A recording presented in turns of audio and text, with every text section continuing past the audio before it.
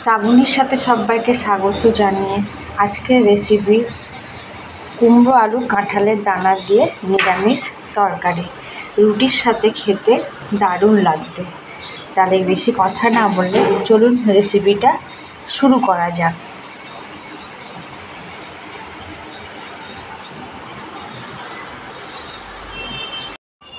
এখানে 500 মতো কুমড়ো আছে, 3 পিস মিডিয়াম সাইজের আলু আর কাঁঠালের দানা।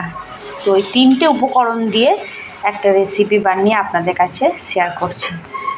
কুমড়ো আলু কাঁঠালের দানা দিয়ে তরকারি, একদম সম্পূর্ণ নিরামিষ রেসিপি।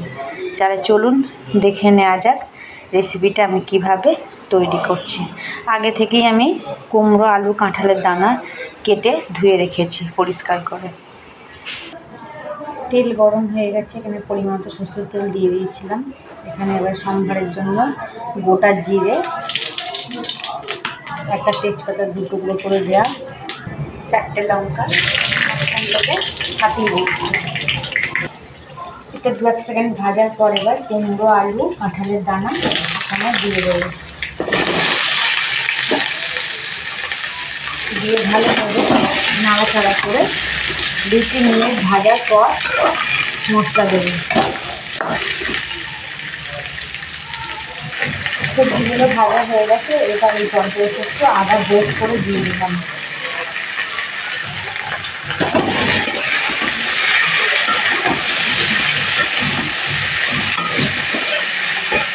এবার এখানে আমি একে একে মশলাগুলো দিয়ে দেবো।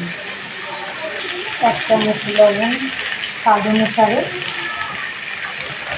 1 চামচ জিরের গুঁড়ো, 1 চামচ ধনের গুঁড়ো, 1 চামচ হলুদ আর 1 চামচ কাশ্মীরি লঙ্কার গুঁড়ো কালারের জন্য এখানে ইউজ করা হয়েছে। এই মশলাগুলো দিয়ে ভালোভাবে আমি কষিয়ে নেব।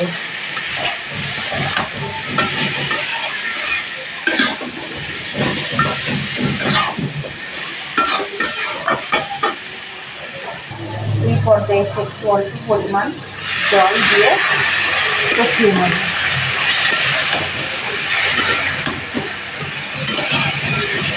অনেকে তো কুমড়োর রেসিপি আমরা অনেকে অনেক রকমভাবে তৈরি করে খেয়েছি, তো আজকে একটু অন্যরকম করে দেখাচ্ছি। কাঁঠালের দানাটা এক্সট্রা করেছি। তো কাঁঠালের দানাতে এইভাবে রেসিপিটা বানিয়ে তৈরি করে খাবেন, দেখবেন খেতে অসাধারণ টেস্ট হয়। ভালোভাবে সবজিটা কষানো কমপ্লিট। এবার এখানে আমি পরিমাণ মতো জল দিয়ে দিলাম, দিয়ে 5 মিনিট ঢাকা দিয়ে রাখবো কুক করে নেওয়ার জন্য। ঢেকে দিলাম। গ্যাসের ফ্লেমটা অবশ্যই এখন একটু হাইতে থাকবে। 5 মিনিট পরে ফিরে এলাম।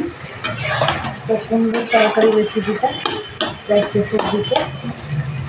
আলু কুমড়ো সিদ্ধ হয়ে গেছে, কাঁঠালের দানাও হয়ে গেছে।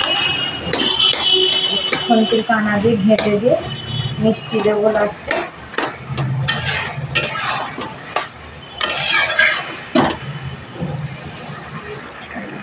এখানে সবশেষে চিনি দিয়ে দিলাম।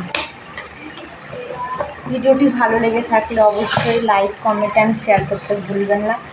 সাবস্ক্রাইব করার অনুরোধ রইল। প্রথম থেকে শেষ পর্যন্ত ভিডিওটি দেখার জন্য অসংখ্য ধন্যবাদ। কুমড়োর রেসিপিটি অলমোস্ট ডান। ভালো থাকুন, সুস্থ থাকুন।